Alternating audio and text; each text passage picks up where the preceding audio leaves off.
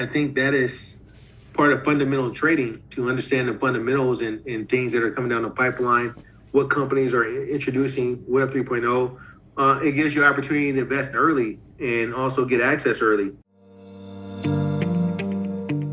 On this episode of Early Bird, Jamar James, professional trader and cryptocurrency coach known as Digital Currency Guy.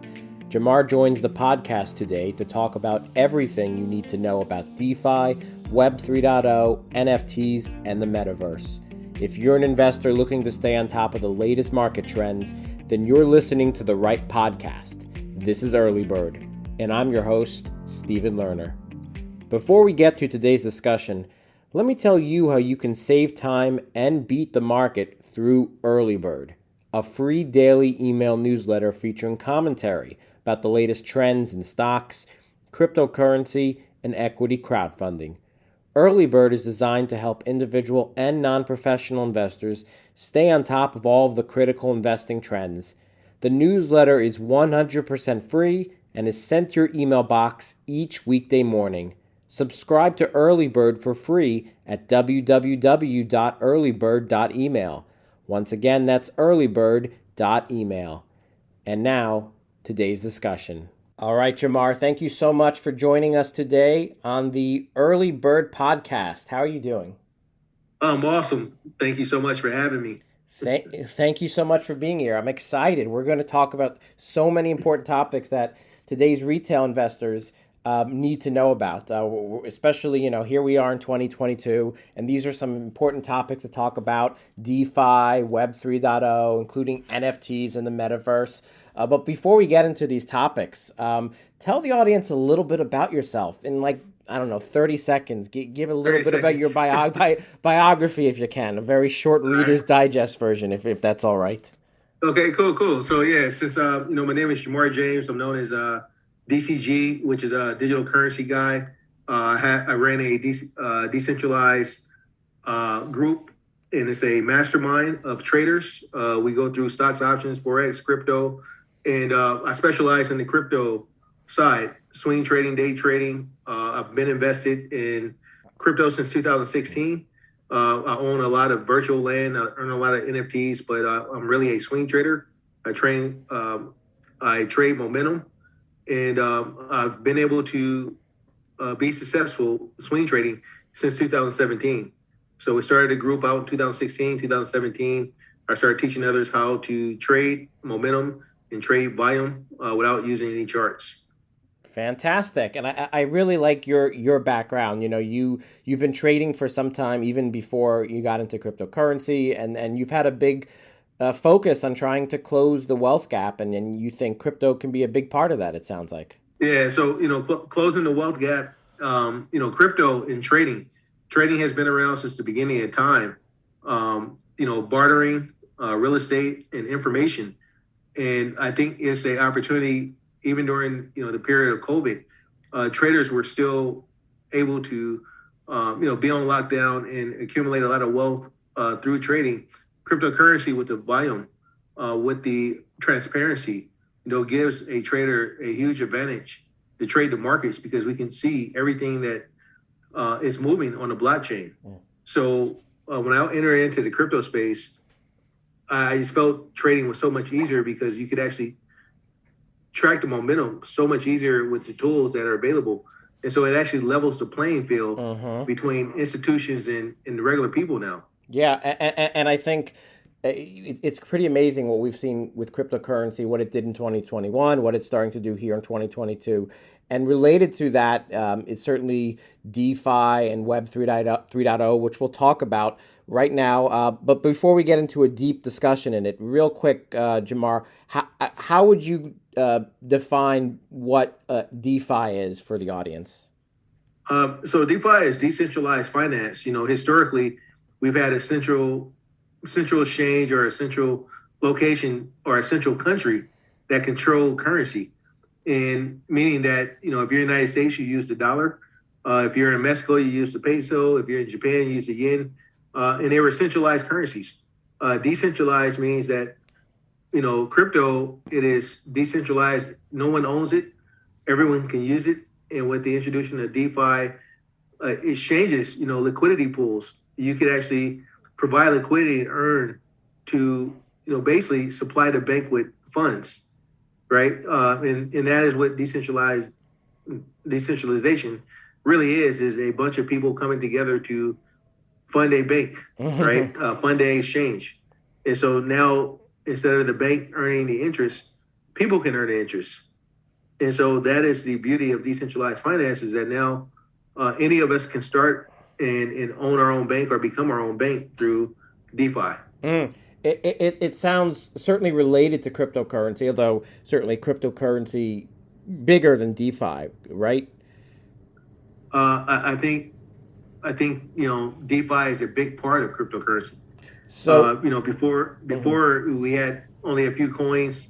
When it first started, Bitcoin, Litecoin, a few coins that were developed by the community. But now with the DeFi space, it is liquidity providers that are coming in, and a lot of money are flowing into the markets, creating a bigger market for crypto.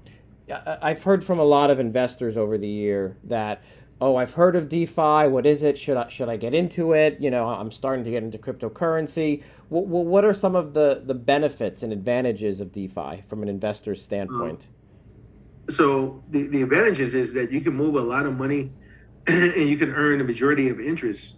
So there's DeFi exchanges that are popping up that are paying 1,000% to provide liquidity and giving the investor huge returns to support the projects early. And as more investors come, their liquidity and their interest rates gets lower, but it can go from 2,000 to 3,000% and down to 200 to 300% over a period of 3 or 4 or 5 months. But you've doubled your money in a short amount of time by providing liquidity. So for investor, that is the upside. It is that you have the freedom to pull your money out at any time. You're not locked in to a majority. You can provide liquidity without being locked in for long periods of time, and you have complete control over pulling in and out. I could see why that's sort of empowering, especially for a lot of traders who want to have sort of the power of a bank. It almost sounds like. Yeah, I mean, that is the empowerment aspect of it. Is that we have a decision that, hey, we're going to provide liquidity, and as a trader, even when the market is moving up and down, we're still able to generate returns by providing this liquidity in crypto. And so, yes, it does. It gives us a lot of power and a lot of earning potential. So, in addition to talking about the benefits of DeFi, I do want to talk a little bit about the pitfalls. Okay. In the crypto world, DeFi is known as, or at least some people call it, the Wild West of crypto. Right. There was a report out at the end of 2021 that found that fraud and theft in DeFi investments have increased over 600% since 2020. What should investors know about all these sort of the dangerous side of DeFi? So there is a real dark side to DeFi, meaning that there is bad actors that have no intentions on keeping these exchanges up, are releasing coins that are 100% frauds from the beginning, and then they have rug pulls. They have breaches, and some exchanges have breaches where all the liquidity is drained out, meaning that people that invested in the bank, someone went in and robbed the entire vault. So, there's definitely a skill in vetting projects to make sure that you're not investing in a fraudulent project. Sometimes you can check wallets on the blockchain, and you'll see that a wallet will have 98% holding 98% of the coins, or you'll see that you only can send, the wallet is only receiving, and it's not sending. So you can send in money, and then there's they have no intention on allowing you to sell it. There's been a lot of talk, Jamar, about we need more regulation in DeFi, because there are all these scams around. Do you agree that there should be more regulation to prevent these scams? It's kind of a double-edged sword. Part of crypto is giving ownership to the individual, and as you get more regulation, it takes it away. So, for me personally, I'm kind of cross. I think generic regulation is good, but I also think the government has a tend to overstep and regulate it to a point where it's almost criminal. We should have some free will and some rights to, uh, you know, do as we please with our funds as individuals. But then there should be some punishment from people, bad actors that are scamming people. So I do feel that there should be consequences for people that are scamming and doing fraudulent things, but I also don't want the government. I don't want to give the power to the government to, have politicians make laws and regulations that don't benefit the people. It sounds like to me it's all about finding that happy medium, that good balance Right. between allowing people to operate freely with their cash and their money and their funds, but also ensuring that these scams don't occur so that way DeFi can live up to its dream of making a big difference in the world.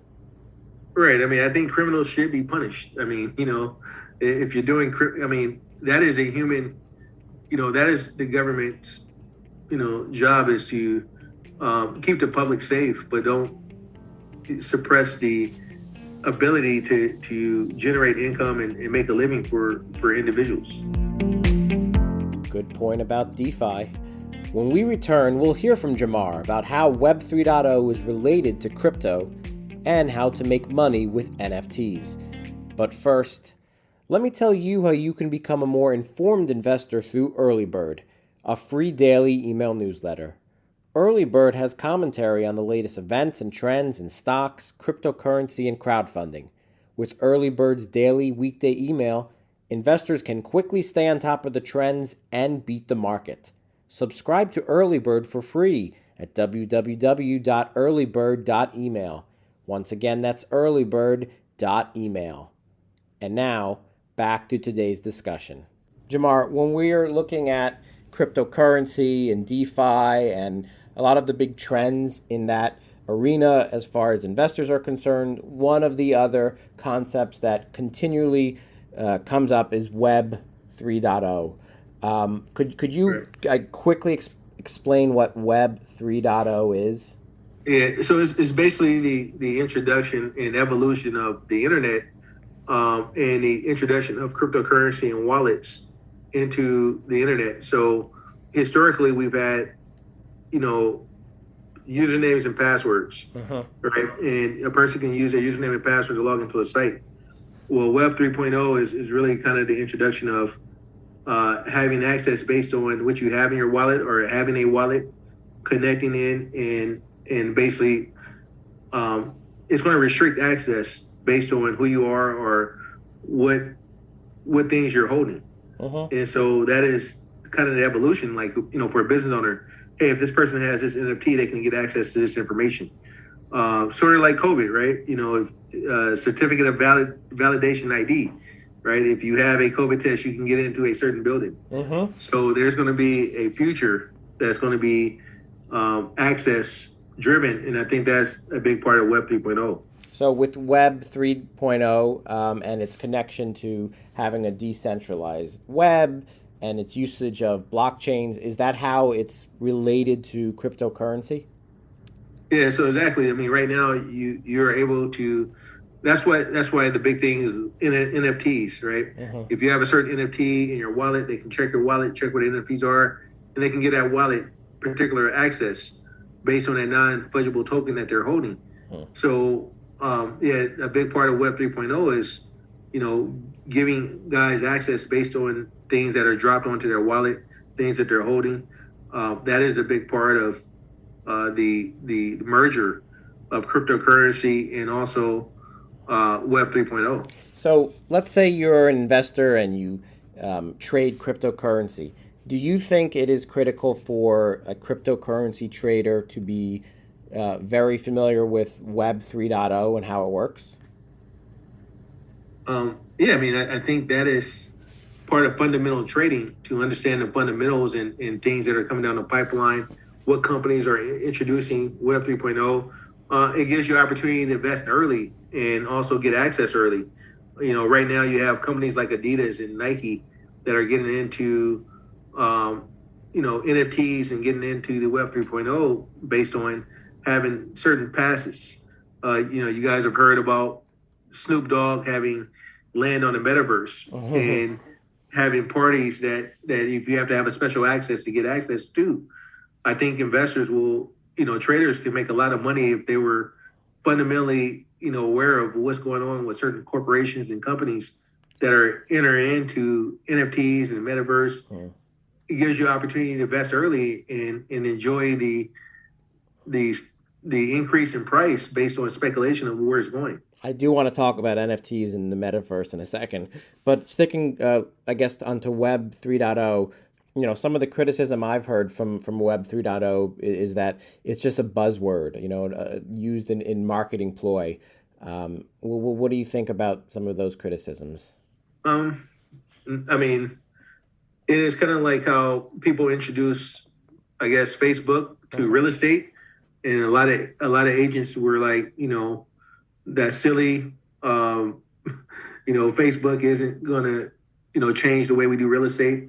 And then you look up 6 years later, and all the old school realtors are gone, and now everyone is doing that advertising homes. I think it's premature to write something off in the early stage.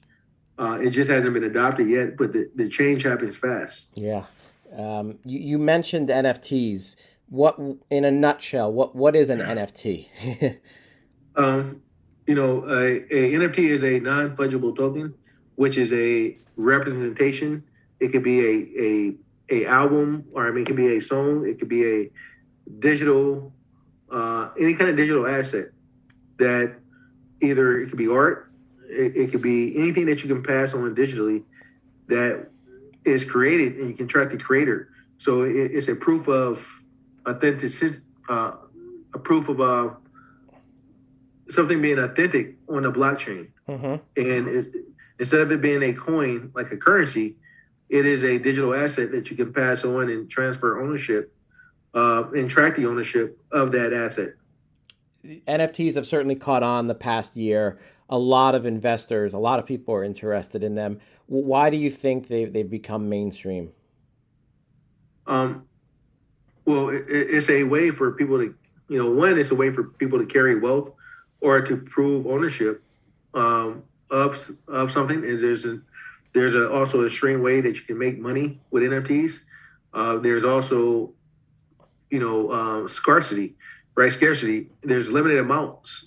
And so if I created an NFT that only had 10 and I was popular and I had a large audience, now the entire world could bid on these 10 NFTs that I hold. If I was a famous artist in San Francisco, sometimes people would have to fly in to view the art at the art house and to bid on it at an auction house. Now you're having the auction that's open to the entire world, and all they need is a digital pass to bid on it. So now instead of you having 1,000 buyers that are trying to bid on your auction, you have 1 million buyers trying to bid on the same piece, which for the artist and for the person that owns the intellectual, authentic piece, it creates income, it creates demand, and it also rewards the holders for buying it. So NFTs, they've taken off in the past year. Value of many NFTs has also gone up.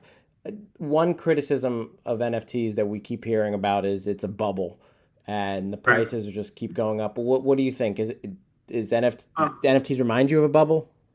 It definitely does, because there's so many NFTs that are being created that don't have any value.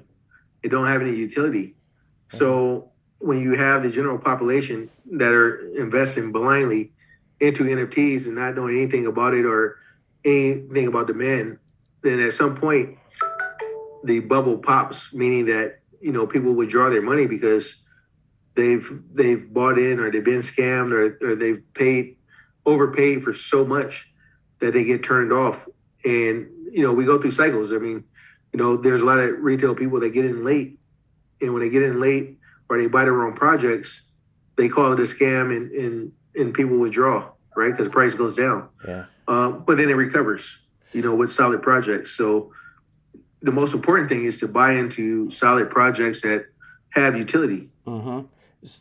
Makes sense. Totally. I think you got to find the value in it. Certainly NFTs are still going to carry their controversy. The other term that you kept mentioning was Metaverse. I guess real quick, what is the definition of Metaverse and how is it related to cryptocurrency? Right. So, Metaverse, it really stands for beyond the universe, right? Beyond the physical world. And so what Metaverse is should be a decentralized world that's digital, that you are able to duplicate and buy things in the universe, which is a digital world. Everything that you do in the physical world is a duplication in the Metaverse, which allows you to have an avatar, allows you to have an economy, wearables and fashion, and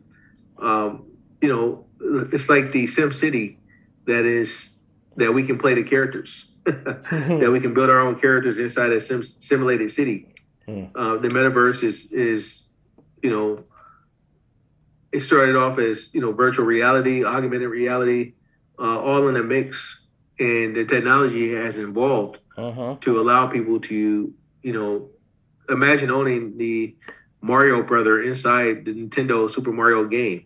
Now we're able to invest and support the games or support the arenas, and do things through technology. Imagine counseling done in the Metaverse where you don't have to actually drive in and see the therapist, that you can actually, you can use Zoom or you can play inside of a game that it gives you all the same ability that you have in the real world. And in the Metaverse, you can, of course, trade crypto as well, correct? Yeah, I mean, you can trade crypto, you can invest in it. Everything is digital. So whereas in our world, we have physical coins and cash, but that's also going away here in the real world as well. Yeah.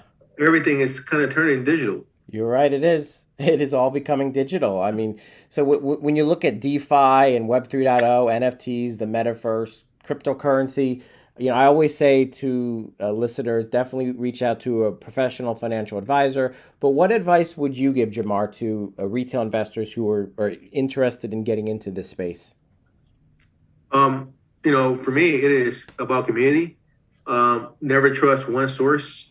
The reason why I have a mastermind community is because I believe that there's protection in numbers.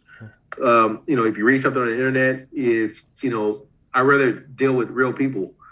People that's actually doing it, and we're experiencing things because technology changes so fast. A lot of the videos that you watch, they're old. 6 months ago, a year ago, a lot of people weren't talking about NFTs. Now they are. 2 years ago, no one was really talking about being a DeFi farmer. So things move so fast, and I think there's protection in communities in working with guys that are actually doing it, not just teaching it. Makes sense. So, yeah. I think community is going to be extremely valuable. Getting the right information is going to be incredibly important. Jamar James, thank you so much for coming on and explaining all of these concepts: DeFi, Web 3.0, NFTs, and the Metaverse. Before we wrap up, I just have one final question, and it's the big question of today's discussion. Here's the question. If you had to delete all but 3 apps from your smartphone, which 3 apps would you keep? Which 3 apps would I keep for right now? It would most likely definitely keeping Facebook. I'm definitely keeping crypto.com. And I'm definitely keeping my Discord. Thank you again to Jamar James for sharing your insights on DeFi and Web 3.0. And thank you to everyone for listening to today's discussion. We'll be back next week for another episode of Early Bird. Have a great day.